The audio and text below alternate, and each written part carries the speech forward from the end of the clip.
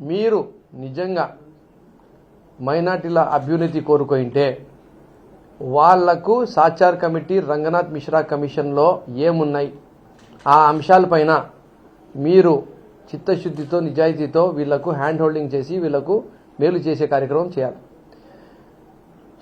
Ranganath Mishra commission and Sachar committee first ఏం చెప్తుందంటే reservations ఇవ్వండి వీళ్లకు, మైనార్టీలు ముస్లిం మైనార్టీలు దళితుల కన్నా వెనకబడిపోయినారు అన్ని అంశాల్లో అని చెప్పారు. రిజర్వేషన్ ఎవరిచ్చారు? రాజశేఖర రెడ్డి గారు ఇచ్చారు.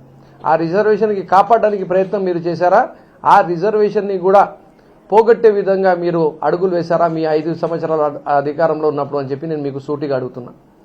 రెండోది ఏమంటుంది సాచార్ కమిటీ రంగనాథ్ మిశ్రా కమిషన్ అంటే వీళ్లకు ఎడ్యుకేషన్ ఇవ్వండి, వీళ్ళు ఎడ్యుకేషన్లో చాలా బ్యాక్వర్డ్ ఉన్నారు, వీళ్ళలో హయ్యెస్ట్ డ్రాప్అవుట్ రేషియో ఉంది అని చెప్పి ఈరోజు జగన్మోహన్ రెడ్డి గారు ఇస్తున్న నవరత్నాల పథకాల వల్ల ఈరోజు అమ్మఒడి ఉండని, జగనన్న విద్యా దీవెన ఉండని, వసతి దీవెన ఉండని, జగనన్న విద్యా కానుక ఉండని, దీనివల్ల దాదాపు ఇంగ్లీష్ మీడియం చదువులతో బ్రహ్మాండమైన నాణ్యమైన విద్యతో 3 లక్షల పైచిలకు ఈరోజు ముస్లిం మైనార్టీ పేద విద్యార్థులు చదువుకుంటున్నారు. దానికోసం వేల కోట్ల రూపాయలు ఈరోజు జగన్మోహన్ రెడ్డి గారి ప్రభుత్వం ఖర్చు చేస్తున్నది వాస్తవం కాదా అని చెప్పి నేను మీకు సూటిగా అడుగుతున్నా. రంగనాథ్ మిశ్రా కమిషన్ సాచార్ కమిటీ ఇంకోటి ఏం చెప్తుంది, హయ్యెస్ట్ ప్రెగ్నెన్సీ లో చనిపోయే పిల్లలు కానీ చనిపోయే అమ్మాయిలు కానీ అది కూడా ముస్లిం సమాజంలో ఉన్నారని చెప్పడం జరిగింది.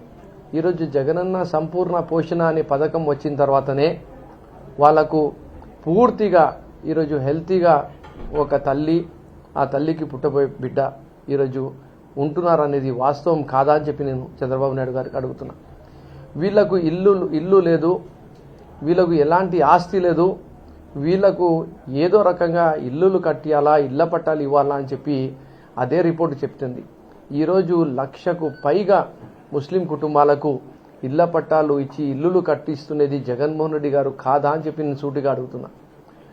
ఈరోజు బీజేపీ ప్రభుత్వం ఏం చెప్తుంది, వేరే రాష్ట్రాల్లో పోయి ఏం మాట్లాడుతున్నారు వాళ్ళు, 4% రిజర్వేషన్ని మేము తీసేస్తామని చెప్పి చెప్తున్నారు.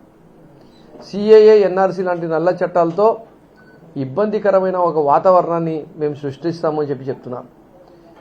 విపక్షకి గురి చేసే విధంగా వ్యవహరిస్తాము అని చెప్పి చెప్తున్నారు. మరి అలాంటి పార్టీతో ఈరోజు మీరు పొత్తు పెట్టుకొని మీరు బీజేపీ పార్టీతో చెప్పగలుగుతారా? రిజర్వేషన్లని మేము తీయము అని చెప్పి మీరు మీ పొత్తులో ఉండే భాగంతో ఉండే పార్టీతో చెప్పగలుగుతారా అని చెప్పి నేను సూటిగా అడుగుతున్నా. సిఏఏలో ముస్లిమ్స్ని యాడ్ చేపిస్తాము అని చెప్పి బీజేపీ పార్టీతో మీరు చెప్పగలుగుతారా అని చెప్పి నేను మీకు సూటిగా అడుగుతున్నా. ఎన్ఆర్సీ అనేది మా ఆంధ్రప్రదేశ్ రాష్ట్రంలో ముస్లిం సామాజిక వర్గానికి అదే పనిగా కక్షపూరితంగా విపక్షతో కూడిన ఎన్ఆర్సీ చట్టాల వల్ల ఇబ్బంది పడే పరిస్థితి ఉంది అని చెప్పి తెలుసుకున్న జగన్మోహన్ రెడ్డి గారు అసెంబ్లీలో రెజల్యూషన్ పాస్ చేస్తే ఈ రోజు వరకు టిల్ టుడే ఎన్ఆర్సీ ఏదైతే జగన్మోహన్ రెడ్డి గారి ప్రభుత్వము ఎన్ఆర్సీ రెజల్యూషన్ పాస్ చేసిందో మేము అమలు చేయమని చెప్పి దానిని మేము కొనసాగిస్తాము అనే ఒక మాటైనా మీరు చెప్పినారా చంద్రబాబు నాయుడు గారు అని చెప్పి మీకు నేను సూటిగా అడుగుతున్నా. మీరా మైనార్టీల పక్షవాతి, మీరా మైనార్టీల పైన ప్రేమ చూపించేది ఈరోజు ఎంత అసలు సిగ్గు లేకుండా నీతి నిజాయితీ లేకుండా మీరు రాజకీయాలు చేస్తున్నారు. ఒకవైపు బీజేపీతో పొత్తు పెట్టుకుంటారు, ఒకవైపు జనసేనతో పొత్తు పెట్టుకుంటారు, ఒకవైపు కాంగ్రెస్ పార్టీని కూడా మీరే నడిపించే పరిస్థితిలో ఈరోజు ఉన్నారు. మీ మొత్తం ఎజెండా ఏమి?